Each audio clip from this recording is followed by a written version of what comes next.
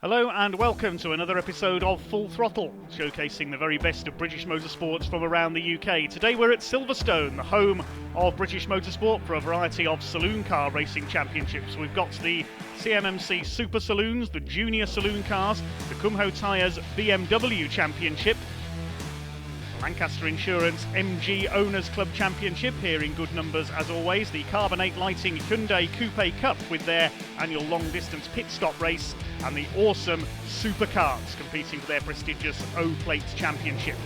We begin though with the classic and modern motorsports club BMR Super Saloons combined with the Tin Top series. On the grid for this variety of cars, Alex Sidwell in his Holden Commodore alongside the BMW of Paul Watson, Rod Burley with his famous Ford Escort alongside Ronan Bradley's BMW on row 2, then Nick Sutton and Martin Scott on row 3, Peter Selden and Chris Bassett, the first of the Tin Top drivers in his Peugeot 306, completing the fourth row. A whole variety of cars and drivers out there for a 15-minute race to kick off our programme here at Silverstone. Will be a rolling start, racing over 15 minutes, and it's the awesome Holden Commodore of Alex Sidwell in pole position, number 88, Paul Watson's BMW M3. Alongside him, a menacing black Escort of Rod Burley, a veteran of over 600 race wins in his career, starting alongside Ronan Bradley, the UK-based Irishman, on the second row. Nick Sutton with his Mitsubishi Lancer Evo 10 on row 3, with Martin Scott, number 45, in his BMW M3, the blue and orange car alongside him. Pace car has pulled into pit lane, and here we go with our first race at Silverstone. They're unleashed from the rolling start, and the awesome power of that V8 engine Holden will tell. Down the straight into Copse Corner for the first time. Alex Sidwell leads. Rod Burley trying to get through on the inside for second place. Nick Sutton's Mitsubishi a bit sideways, and Chris Bassett with a good start in the Peugeot 306, the first of the Tin Top series cars for the slightly less modified, less powerful cars, is in there as well. If the rain hits, he could have a good result here. Sidwell leads into Beckett's corner from Burley, Watson, then Bradley. Also in there, Adrian Bradley, number 47, and number 23, Jeremy Sutton, has a spin in his beautiful Ford Sierra Cosworth further back, similar to the car that Tony Longhurst used to race in Australia. Sidwell leads it then from Burley. They've pulled away from Paul Watson and Ronan Bradley in third and fourth, the two BMWs. Come through towards Luffield, the double right-hander, then it's on to Woodcoats. Burley getting under the rear wing of that big Holden. It's not until you stand near it that you realise just how huge those Aussie supercars are, but it's proving no match for Rod Burley in a straight line here. Out of Woodcote they come, and the Escort WRC, as it's known, is going to take the lead from Alex Sidwell. Watson and Bradley battling it out for third place, and the rest of the field being rather left in their wake. A flash of flame from the exhaust pipe of the big Holden. It's Rod Burley who has got the lead. Down towards Brooklands Corner, the left-hander, then into the double right at Luffield on the national layout here at Silverstone, not using the full Grand Prix circuit today. Burley still leads from Sidwell. Incredibly powerful, these two cars, pulling away now even from the M3s of Watson and Bradley, third and fourth. Chris Bassett has calmed down slightly now after his very fast start in the Peugeot 306. These four have eked out quite a gap over the rest of the field. Nick Sutton's Mitsubishi, then Adrian Bradley are next in the order in the Mitsubishi and the BMW, as Ronan Bradley moves to the inside, coming out of Copse. On the run up to Maggots, he goes through into third place in the battle of the BMWs. Through the right-hander at Beckett's they go. Sutton next in the order with the Mitsubishi, then it's Adrian Bradley, Gavin Dunn with his BMW. So Bassett still leads the Tin Top split, but he's fallen back down the order overall in the Peugeot. Sidwell still shadowing Burley for the lead as they come into the left-hander at Brooklands. The battle for third between the two BMWs next through. Oh, and they collide, and round go Bradley and Watson. Tangled there fighting for third place. Ronan Bradley tries to recover, spins the car around in frustration. Lit up the tyres there to try and recover. He's trying to find some grip further back down the order. Now he's lost a hatful of places. Now where's Paul Watson? There he is. He's rejoined just in front of Ronan Bradley. Well, Ronan certainly wasn't doing donuts in celebration of anything there. I think that was more anger than anything. They've rejoined behind Dave Charlton in his Seat Leon. There's Chris Bassett ahead of them in the Peugeot 306. Here's the battle between Nick Sutton, Adrian Bradley in the 47 BMW. The Bradley family originally from Ireland, based down near Brands Hatch these days, do most of their racing at the Kent venue. Behind them there, Gavin Dunn in his BMW. Alex Sidwell has got the Holden, meanwhile, back ahead of Rod Burley while that was going on. It's the Australian beast that leads the way. Coming up to lap, Ken Angel, the former Bangor racer, in his BMW. He's running as part of the Tin Tops field, so they've lapped quite a way up the field, these two, with just over 6 minutes of the race to go. Through goes Sidwell, now back in the lead ahead of Rod Burley, the two Class A cars for the most powerful machines. There's Steve Dan in his Volkswagen Scirocco. Running towards the back of the field, the Class B car. The Renault Clio is being lapped there as well. That's the number 58 machine of Nick Wall. He goes a lap down to Sidwell. Burley losing ground to the big Holden now. It's looking good here for an overall win for Alex Sidwell in our BMR Super Saloons. Still leading the Tin Top split further back is Chris Bassett's Peugeot 306. He's down in about 10th place at the moment. Adrian Bradley's come through into third. Paul Watson, of course, dropped back after that spin, as did Ronan Bradley, but Ronan's still there in fifth behind Gavin Dunn. There's Ken Angel, number 37, the man from Sussex in his BMW. Just a race for the Seasiders team in the National Bangers on the short ovals. Favoured Jaguars, if I remember rightly then, but in a BMW now. In the closing stages now of this race, less than a minute to go for Alex Sidwell. And where's Rod Burley got to? Yes, we seem to have lost the escorts. Martin Scott's BMW being lapped there, so that's, I think, everybody up to about 5th place has been lapped now by the flying Holden Commodore. Peugeot 205 ahead of it there, that's being driven by Mark Williams. Sidwell heads into his final lap. He's got this race sewn up, barring any major problem, with the big Holden Commodore, 5-litre V8 under the bonnet of the Australian beast. Alex has raced these cars for a number of years now. Mastered this one superbly, coming into Beckett's for what will be the final time. The clock is about to count down to 0, so it will be checkered flag this time around. Rod Burley seems to have lost the escort. He dropped a long way back from Alex Sidwell, so whether he's had a problem. Yes, there he is, the escort slowing up there. He's been lapped by Alex Sidwell. He has got a problem, Rod Burley, so that's a great shame. He was chasing the Holden. They had a good battle early on. Rod Burley is limping home. It's going to be a win for Alex Sidwell in the big Holden. Here he comes around Luffield and Woodcote for what will be the final time, up towards the checkered flag. Last lap board out for the last few runners, but the checkered flag will come out as he crosses the line. Alex Sidwell takes the win here at Silverstone in the BMR Super Saloons. Slapping the Vauxhall Astra there of Andrew Presswell as he crossed the line. Oh, and Rod Burley's lost a wheel. So it must have been the wheel coming loose that had slowed him. He's not going to make the checkered flag. 3 wheels on his escorts, and Rod Burley out of the race. Oh dear, a rare retirement for Rod. We'll have a look at the result then. Sidwell the winner. It was Adrian Bradley who came through for second ahead of Gavin Dunn in the battle of the BMWs, all winning their classes. Then Ronan Bradley recovering for 4th after his spin, with Paul Watson 5th and Martin Scott a lap down in 6th place. Behind them, Chris Bassett, the winner of the Tin Tops in the Peugeot 306, finished ahead of Nick Wall's Clio. Then Ken Angel's BMW, Dave Charlton in the Seat, Jeremy Sutton recovering from his spin on the first corner in the Sierra Cosworth next home ahead of Andrew Presswell. Burley not classified as a finisher in the Escort. Then Mark Williams and Nick Lunn in the Peugeot 205 and the Honda Integra Type R.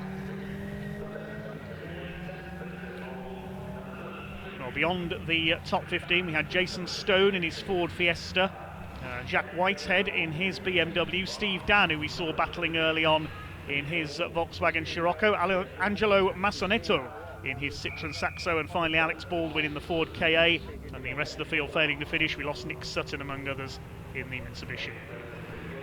You had things under control, but they're never really truly under control, are they, on a racetrack? No, not at all. I think one silly move and you've chucked it away, really. And I say Rod kept me honest for a couple of laps there, and I thought, yeah, it's going to be a bit of a battle. He seemed to be struggling, yeah, especially on the corners. So I thought, well, here's my chance. So I took my chance. What's the track like? Because obviously we've had a couple of races now. Is it bone dry? Really good. I could really go into the first. What is that? Maggots or coppers? What's the first? It is, yeah. So you can really take a bit of a risk with it. Lean on the car, lovely in there. It was really good. Yeah, I really down to fourth and lean straight on it. And I bet you have to in this as well. It's a bit of a monster, isn't it? It is a beast. It is a beast. We were suffering understeer this morning, but that all went away. So yeah, good to the boys. Thanks for 2 chaps today. Only 3 of us here today to run it, and it seems to be a golden chalice. Let's hope. You're feeling confident of race 2 later? Let's see what happens with the weather. I think it's supposed to rain, but it hasn't really that much today, is it? But these BMW boys are a bit handy in the wet. You know, this is a bit of an big old girl to chuck around the wet. Well, Alex, congratulations. Well done. So a great win for Alex Sidwell and his monster Australian V8s. That will give him pole position for race number 2 for the Bmr Super Saloons and the Southern Tin Top Series, but the conditions have taken a major turn for the worse for race 2. Sidwell and Adrian Bradley on the front row. It's a wonder anyone can see where they're going as this race gets underway. Another 15-minute race for the Super Saloons. They tiptoe their way into Copse Corner. It is horrendous out there. I don't know how any of these drivers can see where they're going. Sidwell sets off into the lead ahead of Adrian Bradley, but they can't really race in this. It'll be just a battle for survival, I would think, as they head down towards Beckett's for the first time. Sidwell being so careful as he heads into Beckett's corner for the first time. Oh, Paul Watson's gone off and walloped straight into the side of the race leader. He went across the grass there. That was Paul Watson's BMW, and he's well and truly taken out. He harpooned Alex Sidwell. That was a big impact. Sidwell turned into Beckett's, but behind him, Paul Watson had lost it, went across the grass, and bang! Big impact there. That's damaged the Holden and the BMW. I think took the worst of that. They're both obviously out of the race. The safety car is out. Well, with the safety car having been withdrawn, only a few minutes of racing possible after that. Perhaps understandably, most of the more powerful cars have elected to withdraw. Quite a few didn't take the start in these conditions. We have got a battle for the lead though coming into the final corner. Ken Angel's BMW and Steve Dan in the VW Scirocco. This is for the lead going into the final corner at Luffield. Dan up the inside, and he's taken the lead, and I think he's going to take the win over Ken Angel in the BMW. So a completely different picture at the front of the field in this second race for the Super Saloons. They're going to finish side by side. This is going to be close. Angel nearly loses it, and Steve Dan takes the checkered flag in the Volkswagen Scirocco. Well, he was well down the order in race 1. Spectacular battle between the 2 of them there, Steve Dan and Ken Angel, in the closing stages of that second race for the Super Saloons and Tin Tops. Now it's on to the Junior Saloon Car Championship. Identical Citroën Saxos raced by 14 to 17-year-olds. And the dominant force in the championship this season has been Charlie Hand in car number 55. 3 races for the Junior Saloon cars this weekend, and Charlie Hand won the first 2 of them despite intense pressure from ex-junior rallycross racer number 754 Alfie Jenkins, who came second in both, and in race 1 put Charlie Hand under intense pressure in the closing stages. Great battling between the young guns in their Saxos. Race 3 of the weekend on its way to the grid then, with Charlie Hand and Ruben Hage on the front row of the grid. Second row, Alfie Jenkins and Will Redford. Harvey Caton and Jack Meakin on row 3. Then Scott Sumpton and Tommy Gillam in the Team Hard car on row 4. Jamie Good and Oliver Cottam on row 5 ahead of Harvey Dent and James Wallace. Then Louis Hansel and Harry Hickton, Aaron Walker and Chloe Grant, the first of the ladies, and Travis Chapman and Jack Riddell taking row 9. This will be a 15-minute race plus 1 lap, so when the clock counts down to 0 we will have an extra lap. Further back on the grid, Ashley Gregory, a winner at Knockhill earlier in the season in Scotland. Then Jacob Heap alongside her, Arwen Graham and Rhys Blakely on row 11, then CJ Morgan and Ben Carter, Jamie Petters and Riley Price, Adam Parker and Seal Lynch, Matthew Cripps and Harry Smith round out the grid for this third race of the weekend for the Junior Saloon cars. Can Charlie Hand in the orange car make it a hat-trick then? Pole position on the outside here at Silverstone, waiting for the red lights to go out. 15 minutes plus 1 lap gets underway for these identical 1600cc Citroën Saxo VTRs. Good start by Ruben Hage in the 600 car there on the left of the picture, but it's Charlie Hand who leads the way into the first corner. Plenty of battling further back. There's James Wallace, number 260, ex-short oval man. Most of these drivers have come up from the world of karting, or in one case, of course, Junior Rallycross, Alfie Jeekins, but in the lead it is Charlie Hand as they head up towards Beckett's for the first time. Jeekins slots into second ahead of Ruben Hayes, and the green car there is Harvey Caton. Had a win at the opening weekend of the year at Cadwell Park up in Lincolnshire, but Charlie Hand has done the majority of the race winning this year. Ashley Gregory had a win in Scotland. Alfie Jeekins has had a win as well this year. It's been Hand pretty much dominant other than that. Ruben Hayes had a win at Brands Hatch as well. And here comes Jeekins having a look down the inside as they go into Brooklands corner. Oh, nearly contact between the two of them there as they went into the left-hander. Charlie Hand has just about held his lead. Now, most of these drivers, as we mentioned, have come through fairly recently from karting. And it can be like a kart race at times. They are so close together in these little Saxos. 3 wide there further back. James Wallace trying to take the inside on Aaron Walker, I think that was, in the number 80. But it's Hand that leads the way from Jeekins. Side by side almost for third between Ruben Hayes and Harvey Caton, number 54. All 4 of them winners this season. Behind them, Oliver Cottam in the number 98 car there as Caton runs wide through Copse Corner. A couple more cars running out wide behind. A little bit of bodywork goes flying. Fair bit of rubbing and racing, as you've seen earlier this season from the junior saloon cars. They were in incredible form at Brands Hatch a few weeks ago when Ruben Hayes took his maiden win.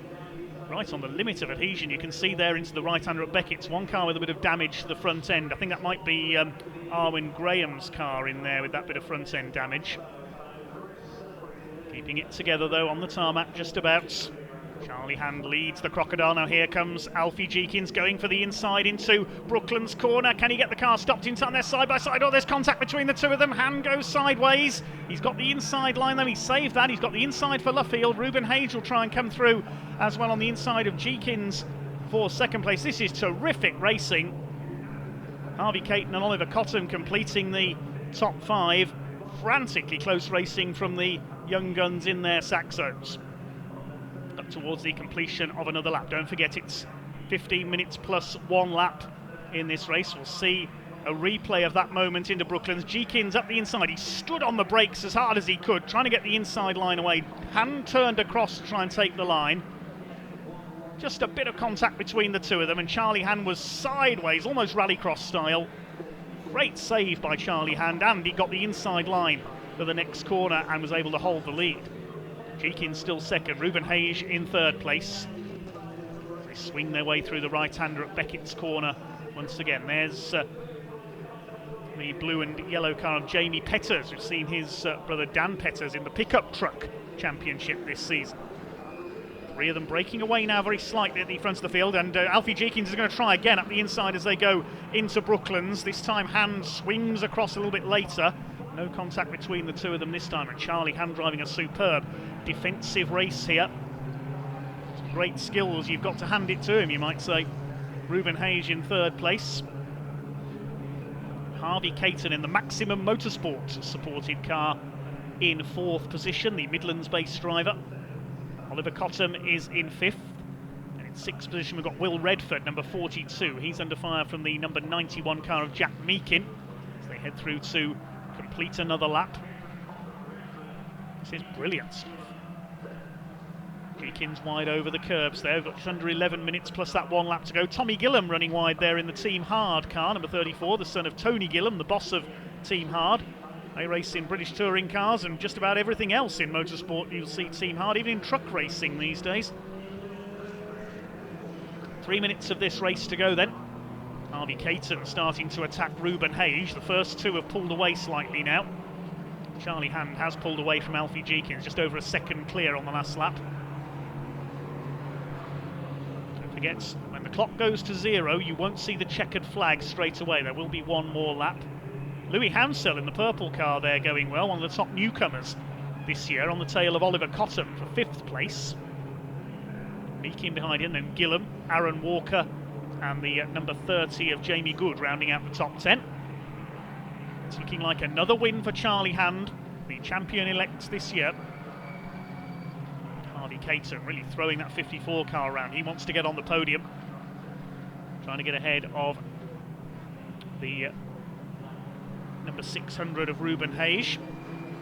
Down towards Beckett's they go. Sideways there, Oliver Cottam.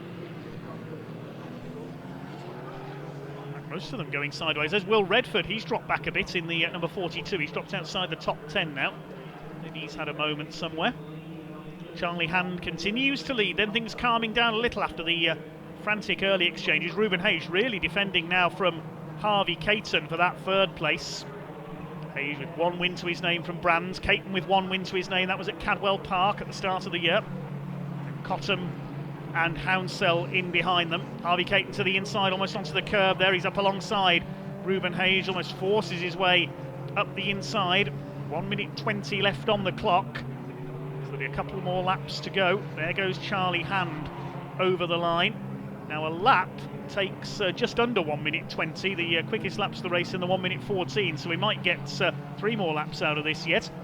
Caton to the inside, he's going to surely take Ruben Hayes here for third place, and Oliver Cottam wants a bit of this as well in the 98 car. He wants to join the battle. And Louis Hounsell, the leading newcomer. You can see the novice cross on the back of his car. 4 of them together for third place. This won't work, surely, coming into Beckett's corner. Who's going to emerge this from the right-hander with the lead? Caton to the inside. They charge their way up towards the Wellington Straight, then down towards Brooklands corner. Still Hand who leads from Jeekins by 1.6 seconds, so Charlie Hand looking good for victory. Here comes the number 55. Jeekins in second now. Who's emerged in third place? There's Cottam going to the inside. It was Caton who came through for third. Ruben Hayes has lost out slightly there. Caton has that third place. He flings it in. He's got sideways on the run through Brooklands corner. Oliver Cottam goes for the inside. There's only a few seconds left as they come up towards the line. Will they get the last lap signal this time? No, I think we're going to do 2 more laps. He's just going to be a couple of seconds too early over the line there before the clock to count down to 0. So we are going to have a couple more laps here. Yes, just under the 15-minute mark. So the clock hadn't counted to 0 as they crossed the line. 14:57. 1.7 seconds the lead for Charlie Hand, heading for a hat-trick of wins here at Silverstone this weekend. Jeekins in second. He's been chasing Charlie Hand all the way. The main question now is who's going to be third. The battle between Caton, Cottam, Hayes and Hounsell covered by 0.4 of a second as they cross the line. There were 0.02 of a second between Caton and Oliver Cottam for third. Now here comes Ruben Hayes fighting back. He's got back ahead of Cottam. Aaron Walker heads the next group ahead of Jamie Good and Jack Meakin. This is frantic racing from the junior saloon cars. They've been superb all weekend. Charlie Hand will have 1 more lap to go at the line. He'll be hoping to see the checkered flag. He's got 1 more to do. Now here comes Hayes attacking Harvey Caton. Also in there, Oliver Cottam. There's Louis Hounsell hanging on to the back of this battle. They won't be able to pass here. There's yellow flags out as they come into Luffield. There's some debris on the track there. That's why they all avoided it, I think. Yellow flags for debris at Luffield. That means no overtaking. The pack had to slow up a bit there. Into the final lap we go now. We're just a couple of seconds early last time through. Hand from Jeekins, then it's Caton in third place. Ruben Hayes up the inside. He's going to retake third on the inside at Copse for the last time. Then it's Cottam. Coming wide onto the curbs there, Harvey Caton. Almost 4 abreast as they head up towards Beckett's corner once again. Caton's going to be stuck on the outside here. He might lose out. Look at Cottam coming through. He's got ahead of Hayes and up the inside sideways on the entry there. Oh, I thought he was going to spin it, Oliver Cottam there. They really are driving on an absolute knife edge. This is brilliant racing from such young racers, some as young as 14 years of age. No problem, Charlie Hand. He's heading for a hat-trick here at Silverstone this weekend. Surely this will go a giant step towards confirming his title. Look at the wheel lifting there on Alfie Jeekins' car as he flings it through Brooklands. Still yellow flags at Luffield. There's debris on the track there. That's why it's going to be a win for Charlie Hand. 3 races, 3 wins. A perfect weekend here at Silverstone for Charlie Hat-Trick Hand. Here he comes out of the final corner to complete 3 out of 3. Alfie Jeekins comes over in second. Now, who is going to be third over the line? It's going to be Ruben Hayes home third, only just ahead of, I think that was Oliver Cottam home next, then Louis Hounsell. Harvey Caton dropping to 6th on that final lap, then Jamie Good and Aaron Walker finishing together. Also in there, Jack Meakin in the blue car, then Tommy Gillam, Will Redford, James Wallace, the 29 of Scott Sumpton, and the rest of them come home. What a breathless race that was. Superb from the junior saloon cars, as always. Well, the saloon car stars of the future put on a brilliant race there. The win going to Charlie Hand ahead of Alfie Jeekins by 2 seconds. Ruben Hage taking third place ahead of Cottam, Hounsell and Caton. And Good in 7th ahead of Walker, Meakin and Gillam. The top 10 covered by 13 seconds. Will Redford, who ran well early on, dropping to 11th ahead of James Wallace. Then Scott Sumpton, Harry Hickton and Rhys Blakely completing the top 15. That was quite superb stuff there from the junior saloon cars, and only a couple of retirements as well. Kel Lynch and Adam Parker, the only ones to drop out. The drivers will certainly be needing to get their breath back after that one. Charlie, I didn't jinx you in the end, did I? No, you didn't. Perfect weekend, how are you feeling? Oh, I'm absolutely ecstatic. Obviously, that one was a little bit harder than the others, but yeah, really happy. There was so much going on behind you, wasn't there? It's sort of second half of the race you managed to just perhaps get Alfie in check a little bit, but certainly a lot going on. How was it from your perspective? I could see Caton and Ruben having a good battle back there, so I thought hopefully they'll back off a little bit so they won't be able to catch me. And Alfie kept me honest. I could see him, he's always in my mirrors, always there, so yeah, have to keep pushing all the way until the end. Perfect weekend, Charlie, well done, congratulations, wonderful stuff indeed. Well, some quite superb racing from the junior saloon cars there, and plenty more great motorsport where that came from after this short break.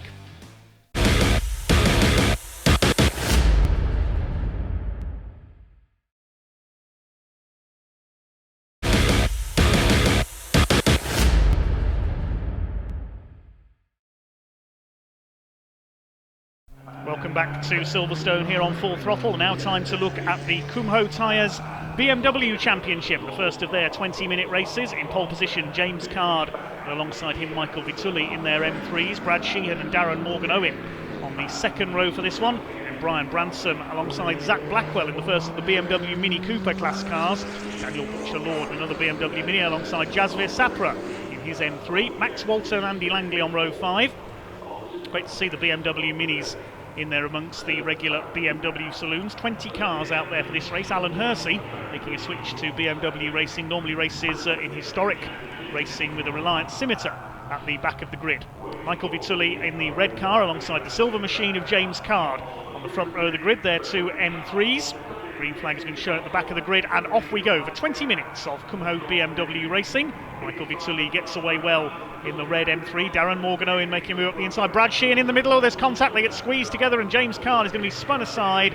And looks like Brad Sheehan's broken his steering in that bit of contact. Everybody goes one side or the other, avoids James Card's machine. That's Michael Vitulli who has got the lead as a result there as they head up to Beckett's for the first time. James Card has got going again. Brad Sheehan, I fear, is out of the race as a result of that contact. Yes, there he is, broken steering for the number 28 car, unfortunately. That's the end of Brad Sheehan's race. We saw him in good form earlier this season. No points in this one, though.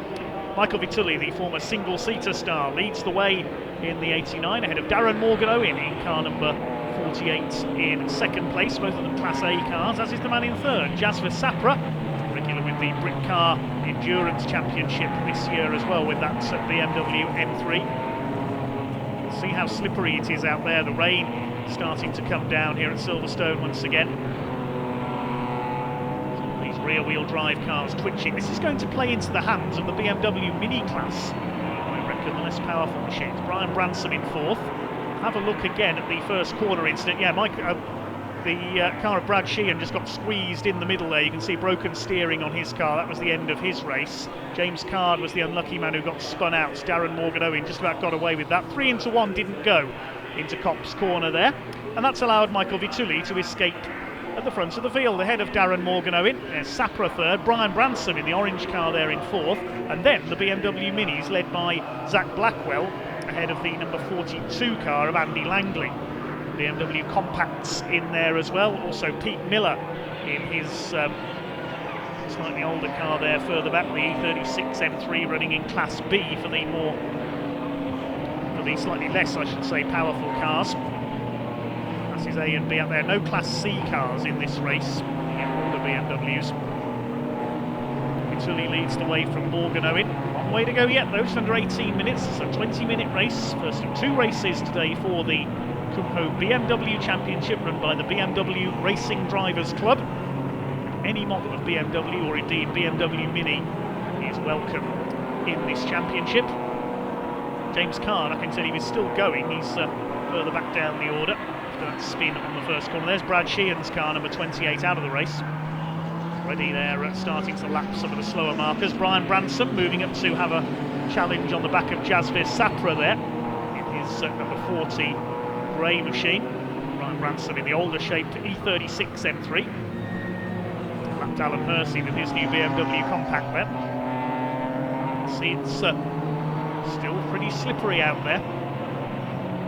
Those big rear wheel drive, very powerful machines, demanding some care. Tully's away and gone in front by over 12 seconds now. Ahead of Morgan Owen as Ransom attacks Jasvir Sapra, having a look for third place.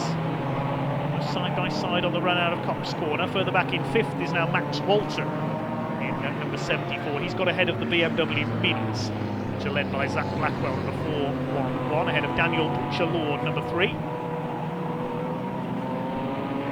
Also got one of the new BMW Mini Coupes further back in the field. Well, I think that's Nick Stott who's driving that machine. Glimpse of it on the first lap. He was at the tail of the grid. Second place battle now starting to heat up because Branson has got ahead of Sapra. Reader meanwhile lapping Pete Miller, the man from Sussex, in number 50. See how far ahead he is of the rest of the field. Vitulli ahead of Darren Morgan Owen. See what the gap is as they come through. 13 seconds this time, and now Brian Branson is going for second place. Down into Copse Corner, goes to the inside. Morgan Owen moves to defend. Brian Branson has already got past Jasvir Sapra. He's hungry for second place. Sapra dropping back a bit into fourth. There's the grey E46 M3 towards Beckett's Corner once again. Coming up to half distance in this first race for the Coupe BMW Championship. There's number 50, Pete Miller. He's already been lapped.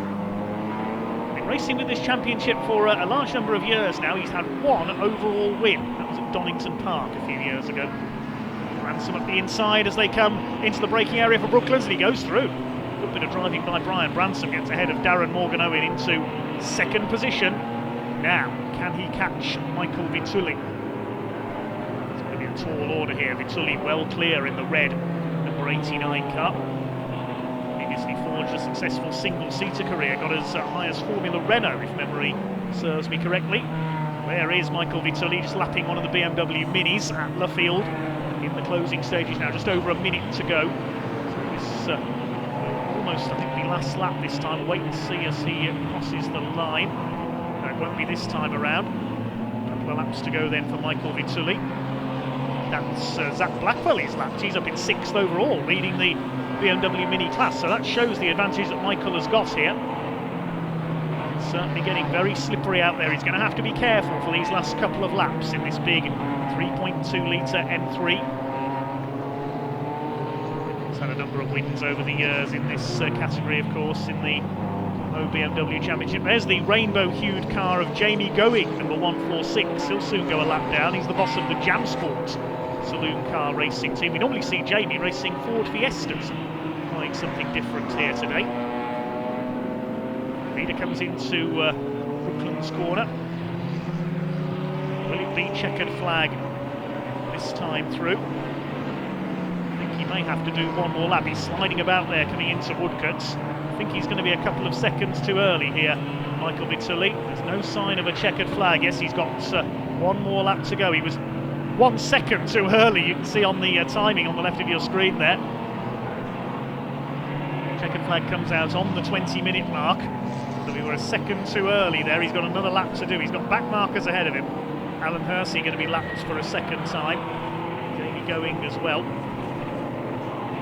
Taking it steady around this final lap. Michael Vitulli was doubtlessly hoping that he'd see the checkered flag this time. He's nearly 14 seconds clear of Brian Branson.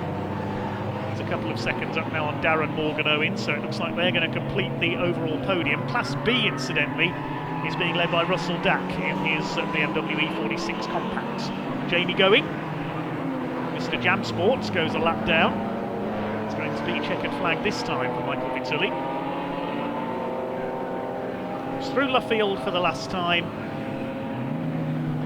red M3 is heading for victory, surviving that little schmozzle on the first corner as a couple of cars went off behind him. And in for the win comes Michael Vitulli. There is the checkered flag. Vitulli wins it, clear of Brian Bransom in second place. Dominant drive leading from lights to flag Michael Vitulli for his latest win in the Coupe BMW Championship. The BMW Mini class is won by Zach Blackwell. He comes over the line a lap down. Brian Bransom comes over in second place. Darren Morgan-Owen having dropped back a few seconds there. He takes third. It will be Jasvir Sapra in fourth position. Who's going to take fifth? Looks like it's going to be Max Paulson, 74. Class B is going to be won by Russell Dack in his BMW Compact. There's the second place man in Class B, Kevin Denwood, in his Compact, just ahead of Pete Miller, who's a couple of laps down. There's James Card in the background there, just behind Max Walton, but he's a lap down as well, James Card, after that spin on the first corner. I think he came into the pits to have the car checked over. Finishes a lap down. We'll confirm where he finished shortly. Michael Vitulli taking the win then ahead of Brian Branson by 13.5 seconds. Morgan-Owen in third ahead of Jasvir Sapra. Max Walton completing the top five. Then Zach Blackwell and Dan Butcher-Lord in their BMW Mini, 6th and 7th overall. Russell Dack and Kevin Denwood, the two leading Class B runners, ahead of Steve Webb, James Goodall, and then James Card coming in 12th overall after his early spin. Neil Clark, Steve Kite and Andy Langley completing the top 15 with their BMW Mini Coopers. I'd like to see an increasing number of Minis in the championship. Behind the top 15, Jamie Going, Pete Miller, Alan Hersey, the other finishers.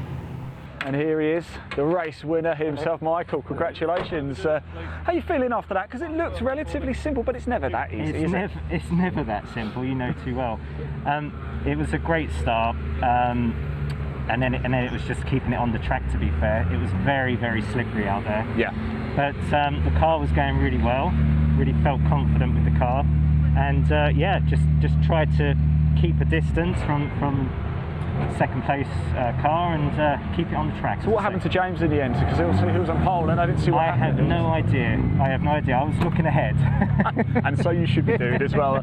Congratulations. Thank you very much. Best of luck for race 2 later today as well. Well, a great drive by Michael Vitulli, to say the least, take his latest victory in the Kumho Tyres BMW Championship. He was on pole for race 2 as a result, but unfortunately was an early retirement. And making up for his earlier disaster in race 1 was James Card, racing his way through into the lead of race 2 fairly early on and controlled the pace from there on in. Others hit bad luck as well. We can see off at Beckett's there, Jasvir Sapra was one of them. Pete Miller also off there. Good to see Brad Sheehan up and running as well, the pink and white machine in third place. The clock counting down to 0, and it's going to be a win for James Card, coming through from 12th on the grid after his problems in race 1. Brian Bransom giving chase. He's going to make it 2 second places this weekend overall and in Class A, but a great drive by James Card. Sadly, Michael Vitulli an early retirement and not able to get involved in the battle. He only did 1 lap, unfortunately. James Card coming in to take the checkered flag. He picks up the win, making up for a disappointing race 1. Brian Bransom comes over in second, just under 4 seconds further back. And well done Brad Sheehan in his repaired car, taking third place. James, that's much better, isn't it? Come on. Yeah, that's more like it. Race 1 didn't obviously go your way, as we know, but you've made up for it there. What was that? A lot of pressure though, wasn't there, from Brian behind? Yeah, he hung on to me for ages now. I wasn't sure I was going to get past him actually, because we're so evenly matched on the straights. And I think the yellow flags and the traffic kind of helped me out, and I kind of capitalised. But then once I got past, I was like, no, put my head down now, I'm going, don't need to battle. You said to me this morning, you remember that far ago in the assembly area, it just hasn't quite gone your way this season, but what a great win that is. Great way to finish the weekend, huh? Yeah, we've had a tough year, and G-Sport do the car for me brilliantly every time. We've just been unlucky with some, so then felt like everything just clicked back into place. Enjoy this one, won't you? Thank you. Well done. Well, a great drive there, to say the least, by James Card, coming through the field for his latest victory. We now move on to the Lancaster Insurance MG Owners Club Championship. 2 races for them this weekend. The first of them was dominated by Steve McDermott, who has dominated much of the season at the wheel of his MG ZR. taking the win in race 1 by over 5.5 seconds ahead of his class rival Will Sharp. Let's see how they get on in race 2. They share the front row, McDermott and Sharp. Second row, the first of the MGF class, Mark Baker and Martin Wills. Stuart Plotnick in another MGF, and Jack Woodcock in his ZR on row 3. Then Phil Walker and Mark Grant on the 4th row. Darryl Davis and Simon Kendrick completing the top 10. Paul Wisby and Adrian Olsen are next, then Andy Robinson, and the first of the classic class cars, Class A, David Amflett with his MGB in 14th on the grid. Then Chris Pollard and Nick Golhar, Jim Bainham and Peter Head rounding out the first 9 rows. Jim Bainham, multiple champion in his famous MGB, said to have completed more racing miles than any MGB in the world, so watch for that number 2 car back among the classic machines. Next on the grid, Chris Millard and Carl Bates, then Anthony Bates in the first of the 2 MG Maestros on the grid alongside Ray Lovell, Ashley Barnes in the lone MG Midget alongside Matthew Dorr, then Chris Flukes and Alan Forster in the other Maestro, and Vince Hunt completing the grid of 27 cars for this second race of the weekend for the Lancaster Insurance MG Owners Club. This will be a 20-minute race, an all ZR front row and all MGF second row. We get underway then, down towards Copse Corner for the first time. Will Sharp on the inside, Steve McDermott on the outside. They've had a big rivalry all season long. Martin Wills, good to see him back out in his MGF. He'll lead their class away. Adrian Olsen there, the brightly liveried number 3 car. And there's David Amflett, the pace setter in Class A for the more classic cars. A for Abingdon, where those cars were built in Oxfordshire. Steve McDermott then, who's done the majority of the winning so far this year, under fire from Will Sharp, who's beaten him only a couple of times. First of those at Brands Hatch earlier this year. There's been one other winner this season, Fergus Campbell, who took the win in the rain at Thruxton, but Fergus not out this weekend. Side by side for the lead. Looks like Will Sharp's got ahead on the Wellington Straight. Indeed he has, and here comes Martin Wills in the MGF there, the bright yellow machine. He's up in 3rd place overall, fighting with Mark Baker, points leader in the MGF class for the lead of their division. Jack Woodcock in 5th, and we've got problems there for Paul Wisby. He's had an off in his MGF at Brooklands, rejoining at the back of the field. He'll try and come through past the Class A and B cars. There's one of the Maestros leading Class B, Anthony Bates, and somebody pulling off into the pits. That's Nick Golhar with a problem in his ZR. Completing the first lap then, it is Sharp from McDermott, then Wills and Baker. There's Jack Woodcock in the white ZR, newcomer to the championship this season. Running wide there, I think that was Stuart Plotnick in the zebra liveried or white tiger liveried car.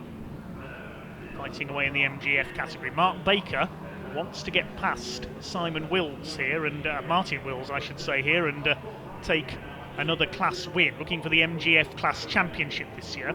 There's Jim Bainham. Oh, he's had an off there on the outside of Beckett's Jim Bainham. Something went wrong there. Rejoins further down the order. A rare mistake from Jim Basher Bainham. Meanwhile, it's side by side for the lead. There's Baker in 4th place. Will Sharp just about holding his overall lead, and the lead in Class Z for the ZRs. Martin Wills, not a championship contender. Mark Baker is the points leader in Class F for the MGF, so he wants to get ahead here, get another class win, and make a bid for the championship. Of course, all the points in the various categories are combined at the end of the season to give the overall champion. It's Steve McDermott who is leading that, so he wants to get ahead of Will Sharp and keep his overall in Class Z lead. Wills ahead of Baker. Woodcock in 5th position, then Stuart Plotnick. Wills goes wide over the curb there. Bright yellow MGF. See Jack Woodcock's got the novice cross on the back of his car.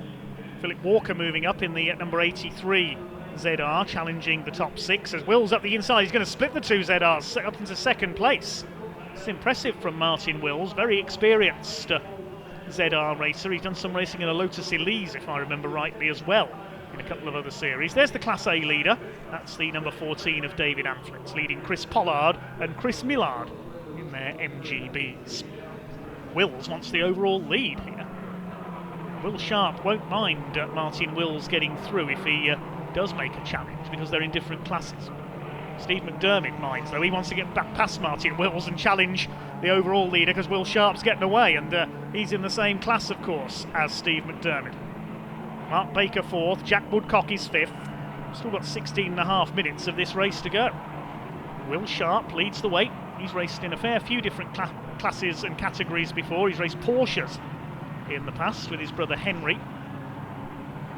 He's Also raced in a classic MG midget in this championship in the past as well, and Wills goes out way wide onto the tarmac runoff area, carried too much speed into Coupe's corner there. He's lost second place to Steve McDermott, and now McDermott is free to attack Will Sharp at the front of the field. Wills has managed to keep the class lead though. Martin Wills stayed ahead of Mark Baker. There's Simon Kendrick, the orange MGF, another Tiger liveried car a bit further back, running mate of Stuart Plotnick. Leaders lapping one of the MGBs there. Vince Hunt goes a lap down. 12.5 minutes to go. Steve McDermott now up onto the rear bumper of Will Sharp. 2 ZRs, the class of the field now, attacking for the lead. Steve McDermott, he wants to add to his impressive list of victories this year. He was unbeaten in, I think, the first 7 races of this year. Wills under fire from Jack Woodcock, who has now split the 2 MGFs there. Then it's Plotnick, Walker and Kendrick. Next in the order is the lapped car of Vince Hunt with his MGB. Then we've got the number 46, which is Mark Grant in his ZR. Side by side between the 2 orange and black ZRs for the lead here. Martin Wills in 3rd place. Jack Woodcock, a bit of damage to the front of his car. Is he going to go through for 3rd? Yes, through the middle of the 2 MGFs and up into 3rd overall. They won't mind too much, as we say, they're in different categories, the Zs and the MGFs, ZRs and the MGFs, classes Z and F. This is the battle for the lead, and in Class Z, Steve McDermott all over the back of our race leader Will Sharp. There's Paul Wisby. We saw him have an off at Brooklands early on in this race. They're coming up to lap him, and Will Sharp weaving about to defend there from the number 77 of Steve McDermott. A cracking race here for the Lancaster Insurance MG Owners Club Championship. Steve McDermott won the first race by 5.5 seconds. Somebody pulling off there, one of the MGBs. I think that was Carl Bate, number 71, into retirement on the exit of Copse. There go the leaders through Brooklands, and Steve McDermott really starting to attack now. He's turning up the pressure on the 66 of Will Sharp. He's on his bumper as they come out of Luffield. There's a back marker ahead of them. Hopefully he won't get in the way. Look at the class leaders when we get chance. There's one of the back markers, the red, white and green MGB of Ray Lovell. Ashley Barnes in the MG Midget is the car that they're lapping, and again they're weaving about down the pit straight there into Copse corner. Still Will Sharp has the advantage. Martin Wills still leads the MGFs in 4th overall. Class A is being led by David Amflick, Class B by Anthony Bates, one of the 2 MG Maestros out there. Much maligned car when they were new, but they're something of a collector's item, MG Maestros these days, would you believe? Jack Woodcock further back in 3rd. Then it's the battle of the Fs between Wills and Baker. Then Stuart Plotnick. Got Phil Walker, Simon Kendrick, and a bit of lap traffic, some of the MGBs. And there's the Maestro of Alan Forster, the ex-Legends racer among other things. Now here comes McDermott. He's on the outside going into Brooklands. He might get the overlap here. Yes, he's got it. Can he get the car stopped in time for the left-hander at Brooklands? No, he's outbraked himself. Up the inside, Will Sharp takes the lead back again. Great battling here under threatening skies here at Silverstone. Hopefully the heavens won't open again. But this is Silverstone. You normally get 3 different kinds of weather in a lap here. Will Sharp back in the lead then. Just under 7 minutes of this terrific race to go. They've had some brilliant battles already this season, the 2 ZR pilots coming up to lap Ray Lovell in the red, white and green MGB. I think that's the first time we've seen Ray out this year. He'll move aside. The marshals will show him the blue flag. The leaders will come through. Must thank all our volunteer marshals here at Silverstone. We could not go racing without the Orange Army, of course. It's 2 orange cars, well, orange and black, battling it out for the lead into Beckett. Just over 6 minutes to go.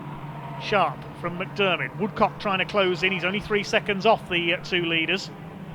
Wills still ahead of Baker. Then Plotnick, Walker, Kendrick. Then Ashley Barnes, the only MG midget in the race. He's been lapped. The battle heads down to Brooklands now. This is where McDermott was stronger, but he outbraked himself last time through. Being a bit more careful on the brakes this time. Sharp holds the lead. Now this time Sharp's run a bit wide through Brooklands, and McDermott up the inside. Can he get the overlap into Luffield? Yes, he's got him. That was clever driving by Steve McDermott. He waited this time to see what Will Sharp would do, and this time it was Sharp who outbraked himself, ran wide. McDermott able to get the lead into Luffield. So finally Steve McDermott, with 5.5 minutes to go, has taken up the lead. There's the number 70 MG Maestro we can see ahead of the leaders there, Anthony Bates. He's leading Class B. There was a time back in the 90s when the MG Owners Club had full grids of Maestros. The ZR, sort of their spiritual successor, really. Also, we can see there the bright blue MGB, that of Peter Head. Just over a minute to go now. Sun burning through the clouds again here at Silverstone, and Steve McDermott heading for a double here at Silverstone. Yet another win to extend his championship lead. David Amphlett looks like he's going to do the same in Class A. Class F, Martin Wills keeping Mark Baker behind him. Wills has missed rounds this year, Mark Baker hasn't, so Mark Baker should extend his points lead. And here comes Jim Bainham. We saw him have a moment at Beckett's early on. He's soon going to be lapped. He's running in second place in Class A, I think. Maybe third. He's having a battle with Chris Pollard in his MGB row. So yes, there's Pollard. He's still ahead. So Bainham in third. My apologies. Try and get second place back on this final lap. Vince Hunt moves aside, lets the leaders through. Can Will Sharp fight back? Has he got anything left in the tank here to try and fight back? Jack Woodcock in a safe third overall. Be one of his best results this year. Where's the battle of the MGF? Still being led. I saw a flash of yellow there by Martin Wills. Chris Pollard defending from Jim Bainham. Leaders coming up on them. It will be checkered flag. This time, though, by the look of things, because the clock has counted down to 0.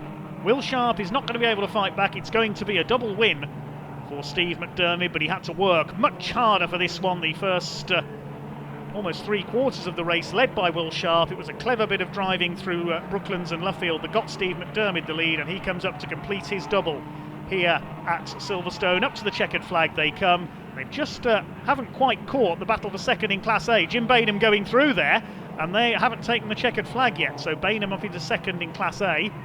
The battle of the MGFs comes to the line. That's won by Martin Wills, just ahead of Mark Baker by 0.2 of a second. Jack Woodcock takes third overall. Wills wins the MGF battle. Thumbs up to Mark Baker there. Third in that group was Stuart Plotnick. Next home, Phil Walker. Confirm the result then. McDermott the winner from Sharp by 1.3 seconds. Woodcock completing the top three. Martin Wills unfortunately got a 5-second penalty for exceeding track limits, so he loses the class win to Mark Baker and drops to 6th behind Stuart Plotnick. Next home, Phil Walker, then Kendrick, Grant, Olsen, Robinson. David Amphlett the winner of Class A a little further back. Then Darryl Davis in his MGF. Jim Bainham did get Chris Pollard for second in Class A. Further back in the order we had Chris Millard, Anthony Bates the winner of Class B in his Maestro, Peter Head the invitation class runner behind him, then Ray Lovell, Ashley Barnes, Chris Flukes, Matthew Dorr and Vince Hunt completed the finishers, the rest not making it home in our second race for the Lancaster Insurance MG Owners Club Championship. Just managed to get it done once again. Yeah, like a few laps to the end. I thought Will was going to have it because it's really hard to get past when it's so close. Yeah. And it's so tight. But what a brilliant race. It was fantastic. We just couldn't quite keep it behind. Mine wasn't quite so good because I came second, but apart from that, it was a brilliant race, really entertaining. Man, it was a bit reminiscent of Brands earlier in the year where I'd got in front, then as I was plonk on the apexes and kind of slow him and try and get out. But once he was past, it's just difficult. You two. And he doesn't make any mistakes. That's the problem. No, tyres. But really enjoyable, and I do actually. That's the best race I've had at this track, I think. Yeah, it was great to watch. It really was. And yeah. Steve, you said after the first race, tyres actually stayed pretty good. In fact, came quite good at the end. Is that the case here? No, it didn't. No, it worked the other way. They sort of started going towards the end, but and then Will started catching, and I don't know who's pushing. I see him like going for it, but I held on. How going into the complex, each of those times was just shows you can do it. You can get around neck and neck, side by side, without anybody touching you. Yeah. You know what I mean? It's just there were so many times where there's been other drivers that he would have just given me a little push out the way a little bit, and he'd have been on his way and gone. But it was proper entertaining race, and hats off to him. Fantastic stuff, guys. Congratulations. Quite superb racing there from the Lancaster Insurance MG Owners Club Championship. More great motorsport coming up after this short break.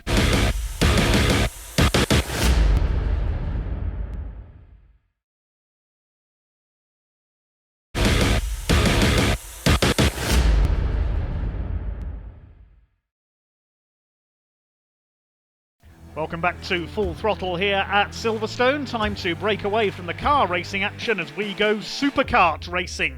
He's also up to 140-mile-an-hour karts, racing for their Motorsport UK O-Plate Championship today. 3 qualifying races were held earlier on, each driver racing in 2 of them. The quickest Division 1 supercarts, it was a double win for Liam Morley, the championship favourites. The 450 national class, Kevin Ridley won both of their qualifiers, and Lee Plain had 2 wins in the 250 nationals, while the 125 class, Mark Bramhall and Luke Tritton won a race each there. This will be a 12-minute race. Certainly isn't going to take long, the speed of these karts. A rolling start, Liam Morley on the front row of the grid alongside number 79 of Jason Dredge, Lee Harpham and Sam Moss, 47 and 31 on the second row. There are almost 50 karts on track for what is going to be a cracking, very close race around the Silverstone National Circuit. Can anyone stop Liam Morley? He was absolutely flying in the qualifying races earlier on, going for a hat-trick of wins. The Division 1 supercarts with their yellow number plates populating the front of the grid. The 250 national karts have white number plates, red number plates for the 450s and blue plates for the 125s a bit further back on this massive grid of nearly 50 karts out there. So here we go then, the Motorsport UK O-Plate race. The O-Plate currently held by Tom Rushforth. He's in there in the 4th row of the grid as we get underway down towards Copse. Liam Morley has made the start, trying to get around the outside. Sam Moss on the number 31. Very busy in the pack. There's the E-plates, that's Kurt Cattermole, E for English champion. Several titles available in superkart racing as they charge their way like a swarm of angry insects. They buzz their way into Beckett's. There's the GP plate in there. British Grand Prix winner Paul Platt setting the pace in the 250 class at the moment.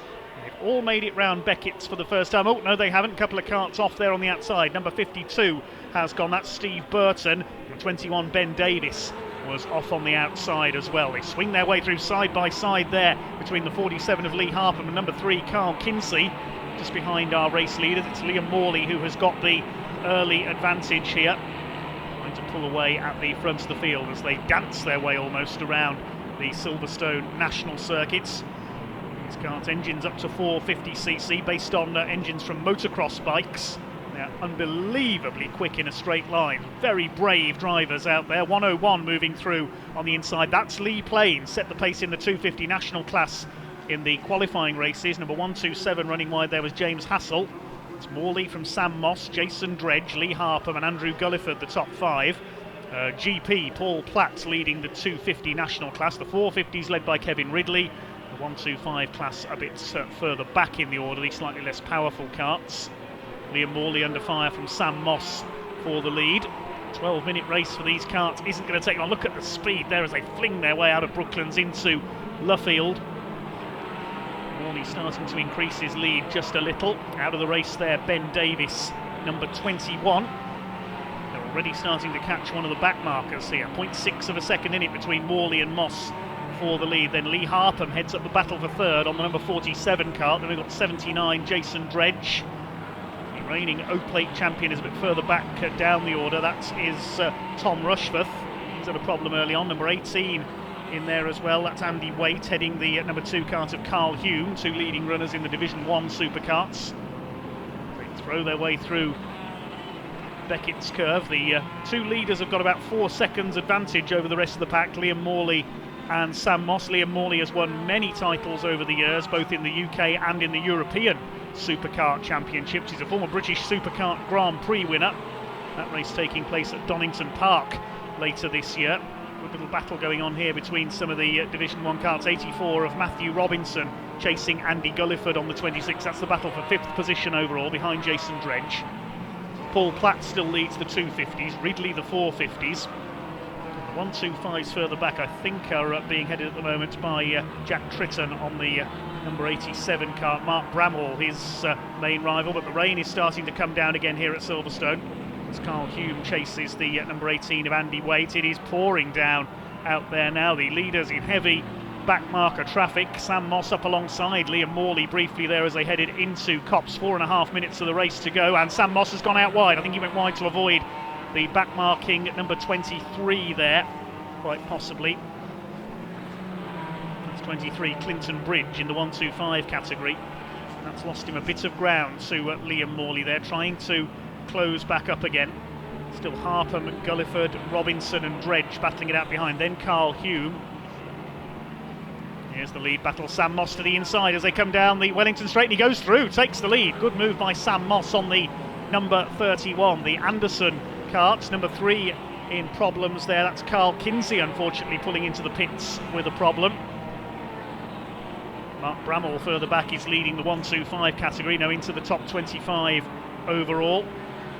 Leaders have just under 4 minutes of the race to go. Sam Moss from Liam Morley, can he hang on? They're coming up to lap the number 20 karts there. They're quite a way into the back markers. Number 20 Rob Stubbs running just outside the top 20 at the moment. So the rest of the pack go through. There's Jason Dredge in the 79. He's down to 6th position now. The top 7 places held by Division 1 karts, and Liam Morley was alongside there as they went into Beckett. We'll wait to see who emerges at the end of the Wellington straight with the lead. I think Morley was just about to make a move there into Beckett. Has he got the lead back again? Yes, he has. Liam Morley back in front on kart number 24. Sam Moss down to 2nd. It's just between these two now for the win in the Motorsport UK O-Plate Championship. The holder of the O-Plate, Tom Rushforth, unfortunately has retired, so he's out of this one. Looks like we're on to the last lap now. As Morley continues to lead Sam Moss. There's a few back markers ahead of them. Paul Platt still leading top qualifier Lee Plain in the 250 national class. The 450 is being led by Kevin Ridley a bit further back. The 125 is still Bramhall ahead of Jack Tritton. Good battle going on between those two. Looks like it is going to be checkered flag this time, I think. We'll wait and see. It's going to be close as they come over the line. Here they come into the final corner. Liam Morley is safely ahead of Sam Moss. Yes, the checkered flag is going to go out this time, and the Motorsport UK O-Plates for the British Supercarts is going to be won by Liam Morley, his latest big race win, and a long, long list for the man from Lancashire. Here he comes over the line, celebrates his victory. Sam Moss comes over in second, only a quarter of a second in it at the line, and the rest of the pack comes home behind. It's going to be Andy Gulliford who takes third, Lee Harpham is fourth, and then Matt Robinson completing the top 5. Looks like Paul Platt has won the 250 class. We'll confirm the result then. Top 6 carts filled by Division 1 Supercarts, top 6 places. Paul Platt in 7th wins the F250 category. F450 by Kevin Ridley, a hat-trick of wins for him in the category today, down in 15th place.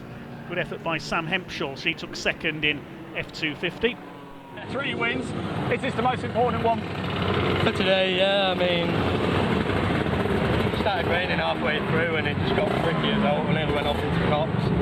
You know, I was debating with Leon, our cameraman, what are you guys going to do? Are you going to roll the dice? Are some people going to go on wets, or are you all going to go on slicks? And everybody went on slicks, and it was the right thing to do, I suppose, in the end. Yeah, I mean, I made my dad run back to the van for some wets, but you know, if it's dry when we go out, you've got to go out on the slicks and do what everybody else does. Yeah, it makes it interesting, good fun race. It certainly does. And we mentioned the rain there. It started to rain halfway through. Just how slippy was it coming through the first corner here? I mean, especially when you're out front, you know, you've got to try and keep it obviously as quick as you can, but you're coming into everything first, so just try to take it steady while maintaining speed, really. But then Sam came past and I was like, I'm going to have to risk it a bit more here, but I didn't even know, I thought the flag would come out, but Sam kept going, so I thought I'd come in early, but luckily I think I got the flag, so. Well, a 3-time winner this weekend. Congratulations, Liam. Well, some great racing from the supercarts. They may be small, but they are very spectacular, as they prove once again here at Silverstone. Now it's time for our longest race of the day, the Carbonate Hyundai Coupe Cup. This is a 45-minute pit stop race. Alex Kersley has qualified his coupe on pole alongside the car shared by Sam Marluffman and Paul Lorry. Alistair Dendy and Mark Jones on row 2, then Stuart McLaren and Darren Banks. Wayne Rocket alongside Michael Evans. Wayne will be one to watch, he certainly goes like a rocket. Matt Meta alongside Andy Holmes on row 5, then James Goodwin and John Sheridan. Mitch Marie starts alongside the car shared by Alan Evans and Andre Marrow. Then Johnny Rocket, son of Wayne, alongside Ursula Jordan, Dan Fletcher and Mark Brunning on row 9. All the drivers racing identical 2-litre Hyundai Coupes. This is their longest race of the season, a 45-minute mini enduro with pit stops. The rest of the grid, Darren Ford alongside Roger Owens, then Paul Callaway sharing with John Winter, the championship coordinator. Levi Soski and Neil Hurren alongside them. Then it's Tom Taylor and Ian Goodchild alongside Mark Worsley. Spencer Hirons rounds out the grid of 25 cars. This is a series, in fact not a championship. They don't score points. It's all for pride in this series. Then 45 minutes, the green flag is displayed at the back of the grid. Alex Kersley, a regular winner over the last few years, on pole. Sam Marlochnan sharing the car of Paul Lorry alongside him, and away we go. This is going to be interesting. All these cars virtually road standard machines. It's certainly very quick. I was lucky enough to drive one of these cars for a few laps of this Silverstone National Circuits at the beginning of 2020. They are great fun to drive. Michael Evans is the car I drove there, the yellow and purple number 5. Let's thank Michael once again for giving me the opportunity. Alex Kersley leads away then ahead of Sam Marlochnan. Third place is Alistair Dendy in the Generation 3 car. Somebody running wide there towards the back. One or two cars getting wide onto the curbs at Beckett's corner. They head up the Wellington Straights for the first time. This series aimed at the newcomer to racing, and it is great fun and very cost-effective way to go motor racing. Up the inside, Sam Marlochnan has a look, tries to take Alex Kersley for the lead. The car sponsored by Lancaster Insurance, just about holding his lead there into Luffield for the first time, and he runs a little bit wide, just understeering very slightly there on the exit, and Sam Marlochnan gets up alongside him. Alistair Dendy in the Generation 3 car in third place. That car built and developed by John Winter, the series coordinator and founder. He's built a lot of the cars featured in this series. There's even arrive and drive packages available in the series. As long as you've got a circuit licence, you can pay your fee and turn up and race. Side by side for the lead heading into Copse Corner. Sam Marlochnan's got the inside. He'll hand that car over to Paul Lorry, the car's owner, at the pit stop. Moving up there is Alistair Dendy. Then we've got Wayne Rocket in the Rockets of Denmead liveried car. It's Wayne's car dealership down in Hampshire. Bit of a lock-up there from Alex Kersley. Could lose the lead here on the Wellington Straights. Fifth place looks like it's Mark Jones in the second of the Gen 3 cars. Darren Ford losing it at Beckett's there almost, over the curb on the inside. This is great stuff. Very close racing from these virtually identical cars.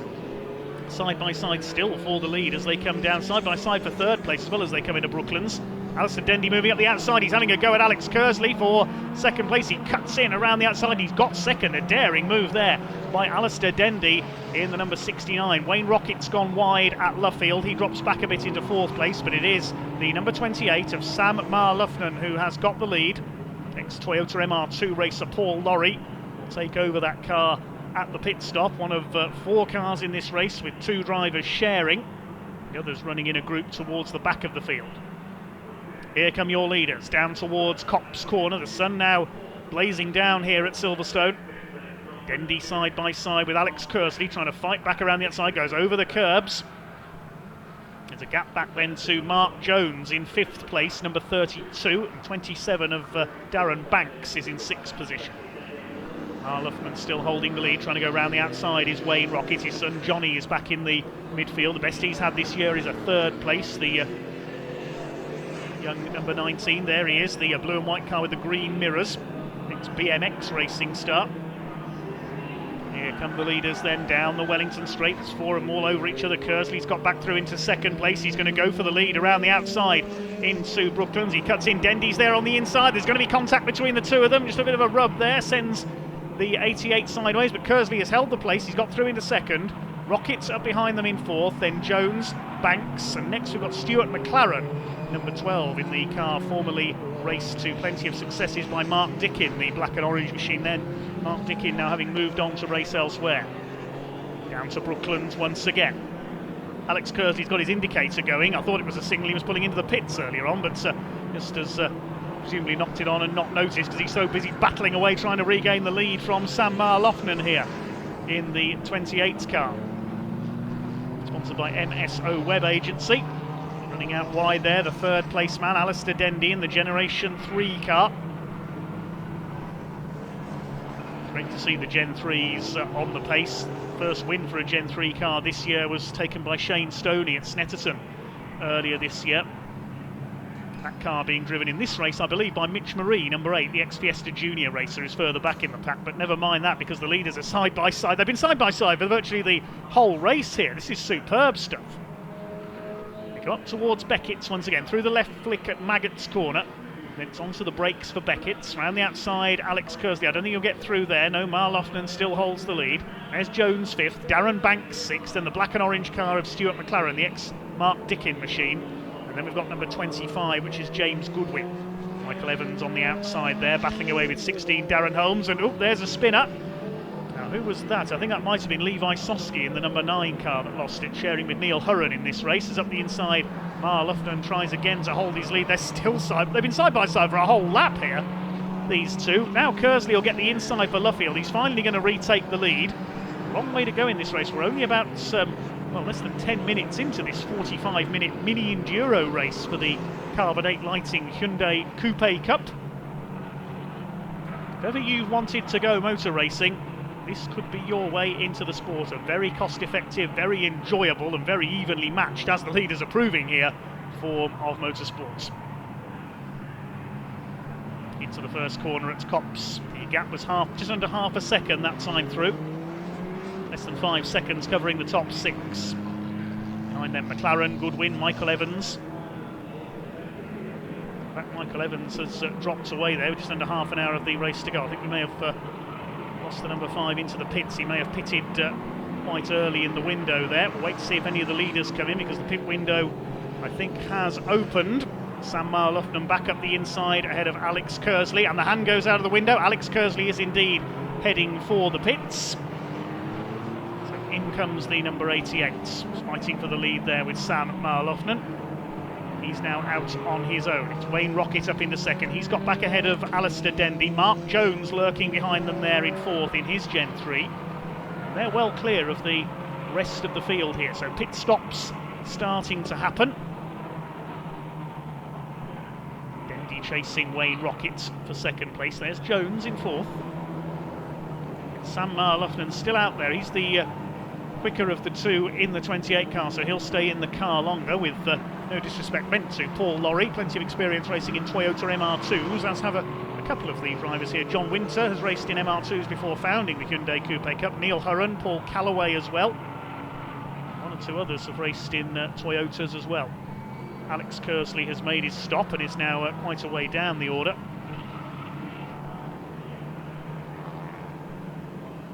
Marloughlin and Lorry car still continues to lead, just under 4 seconds clear of the battle between Dendy and Rockets. There's the blue Gen 3, that's Mitch Marie, number 8. He's going to be lapped here fairly shortly.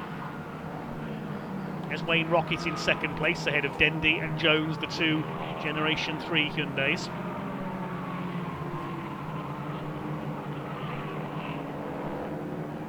Rocket's one of the most prolific race winners in this series, along with Alex Kersley over the last couple of years. Mark Dickin, as we mentioned, a regular winner as well. He's now moved on to race elsewhere in a Honda Civic, as in comes Alistair Dendy to make his mandatory stop. There is Mitch Marie, ex-Fiesta Junior racer, at the wheel of the number 8 machine. It's the car Shane Stoney, the ex-Mini Challenge champion, had a win in at Snetterton on a guest drive earlier this year. Still Sam Marloughlin continues to increase his lead over Wayne Rocket. Here's the battle further back, Alistair Dendy and Stuart McLaren. So Dendy has rejoined after his stop. McLaren has made his stop as well. Most cars have now been in, with just under 14 minutes of the race to go. One car that hasn't, number 92, the Paul Callaway and John Winter car. That's probably going to be the last to make it stop. Everything's cycling through at the end of the pit window on the timing screen at the moment. There's Stuart McLaren drawing up alongside Alistair Dendy. Behind them, that's Matthew Mitter, the number 10 car, the black machine. He's got Alex Kersley behind him. Let's wait to see where everything cycles through. Once all the cars have made their stops, we'll be able to see who is where in the race order. Reed is with the Marloughlin and Lorry car according to the timing screen. I think they've just come in to make their stop right at the end of the pit window. So the de facto race leader is going to be the Callaway and Winter car, I think. Stuart McLaren tries to make a move on Alistair Dendy. There was nearly contact between the two of them there. Matthew Mitter behind them in number 10. This is the battle for 5th place in the order at the moment. They've got Alex Kersley behind them. The cars ahead of them have not yet come back out after their stops. So we'll wait and see how it all pans out. There behind them, I think that's the number 18 of Mark Brunning. So it's the Callaway and Winter car showing as your leader, and I think they've just come in. So your leader is Paul Lorry. There he is, the purple car taken over from Sam Marloughlin. Mark Jones in the number 32. The Revolution Racing car is in second place. And Wayne Rocket is next in the order. Now the car ahead of our leader there, that's the number 33, the red and gold car, which is Alan Evans and Andre Murrow in that car. It's Murrow on board at the moment, and he's not letting Paul Lorry go through. Callaway, Wayne Rocket sideways there through Beckett. He's really trying to catch up with the two leaders. It was the Callaway and Winter car that's showing at the top of the timing screen, but that was the last car to make it stop for John Winter to take over from Paul Callaway. Now Mark Jones is hunting down our leader with 10 minutes to go, and the leader's got a slightly slower car ahead here. Car started by Alan Evans, the father of Michael Evans, who we saw in the number 5 car. He's further down the order in 14th place at the moment. Evans and Murrow's car in 20th. There's a little battle further ahead. Mitch Marie involved in that. Oh, and 94, that's Ursula Jordan, has had a spin at Beckett. She gets going again. Saw her have a couple of moments at Thruxton earlier this year as well. 9.5 minutes to go, and the lead gap has come down. It's 2.2 seconds between the two leaders now that Callaway and Winter have made their stop. There's Wayne Rocket in third. He's another near 7 seconds back on the lead battle, which is going to be taking place soon, because Mark Jones is hunting down Paul Lorry here. They go through Beckett's. There's the battle between the back markers. The 77 car started by Thomas Taylor, taken over by Ian Goodchild, who won the series a few years ago. Since moved on to other things, making a one-off return here. They're running down the order in 19th place. 20th is Evans and Murrow, and they're still ahead of our race leader, Paul Lorry, who's almost been caught now. The gap was down to 1.5 seconds last time through, and surely Mark Jones is going to make a move for the lead and go for what I think will be his first win. I don't recall him taking a win in the Carbonate Hyundai Coupe Cup before. What a race to win, the Mini Enduro race. Over the line, 0.6 of a second in it. Surely Jones is ready to make his move here. There's Wayne Rocket third in the background. I don't think he's going to catch these two. Less than 7 minutes to go now. Fourth is Alex Kersley. He lost out around the time the pit stops, making an early stop. Didn't work out for him. He's got Stuart McLaren behind him. Then it's Matt Mitter. Then Mark Brunning, number 18, is next. Yes, Alistair Dendy's lost a couple of places on that lap. There's the 69 down in 8th place. Behind them, number 75 of Dan Fletcher, and Johnny Rocket Jr. rounds out the top 10. Now, is Mark Jones going to get within range to make a move on our leader this time through? We shall wait and see. Up the inside into Brooklands, he goes through. He's done it. Mark Jones into the lead in car 32 with just over 6 minutes of the race to go. They're well clear of Wayne Rocket in third place. It's all looking rosy here for Mark Jones, number 32, to take the Gen 3 to the victory. I think they're just letting the back markers get on with this and have their own race here. Number 26 there in the mix. That's Roger Owens, second season in the series, battling away with Mitch Marie and the 77 of Ian Goodchild. Less than 6 minutes to go now. Mark Jones coming down towards Brooklands, starting to pull clear of Paul Lorry now in the 28. Sam Marloughlin, a brilliant fight in the early stages in that car with Alex Kersley. Pit stop shook everything up. It's looking good for Mark Jones, but he had to work after the stops to catch Paul Lorry. Still got that 33 car ahead of him, the red and gold. Red and gold with the colours of the famous Alan Mann Racing team back in the 60s and 70s in touring car racing.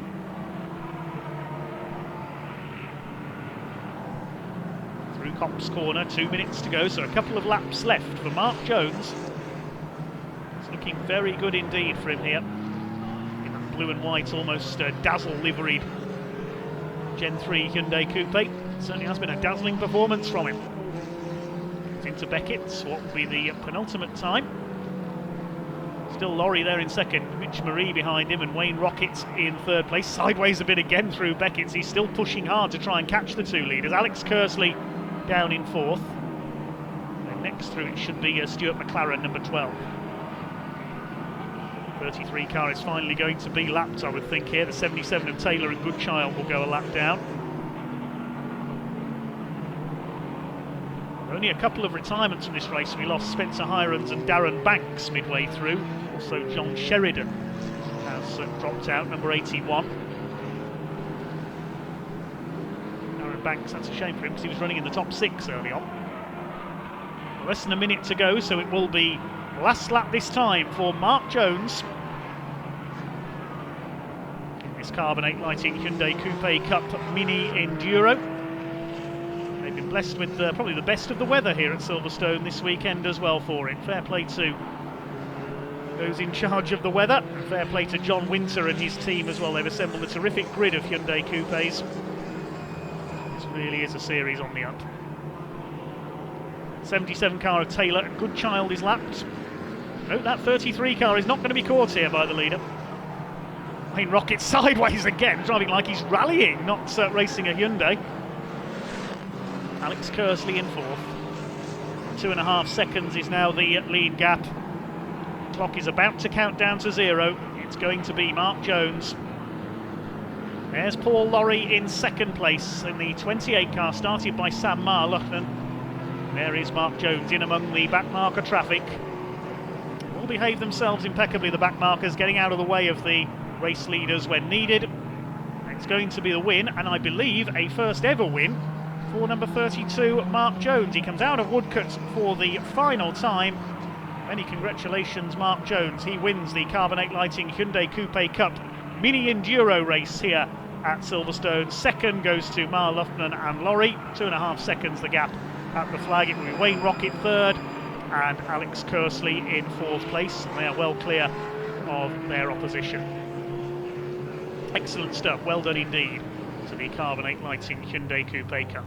And well done to race winner Mark Jones. Certainly a dazzling performance.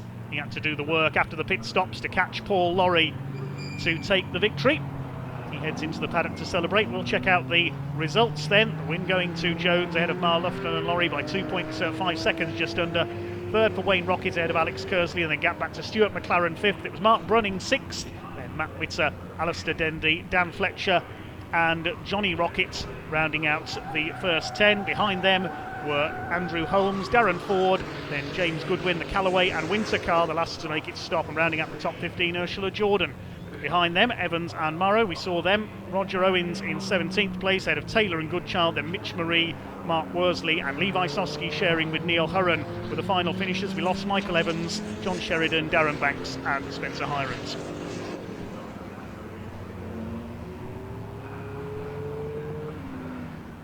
Well, that was 45 minutes of intense Hyundai Coupe action, wasn't it? And it's this man over here, Mark Jones, getting the job done. Oh, Mark, you probably want to get that helmet off, don't you? That is hot. That is hot. I'll let you take this off. I'll let you take the lid off. Oh. Well, congratulations, though, I must say. But I can see the sweat gleaming on your face, though. I'm so pleased with that, but my God, that's the longest I've ever been in a car in one stint. Yeah. Oh, brilliant race, though. Was the pit stop quite nice? A bit of a respite almost for a little bit? I had to wait. There's me rushing around. They said, no, you've got to wait. So, it was fantastic stuff though out there. It really was. Obviously a long time in the car though, but you managed to stay concentrated. You managed to get the job done. Yeah. I mean that was a couple of incidents, just a couple of slides, just because of you just lose it just very quickly. Let's refocus. But yeah, car was good. Just kept looking at the times, just trying to keep the same consistency, not over pushing, just trying to keep it. So yeah. No worry about the tyres or anything. They were fine, were they? They were really slippery towards the end, but yeah, I'm really happy. Yeah, really pleased. Well it's my done. first podium. So your first podium, first place. Fantastic. Well, a superb day at Silverstone comes to an end. Thanks very much indeed for joining us here on Full Throttle. We'll have more motorsport coming up for you in our next edition, but for now, thanks very much for watching and goodbye.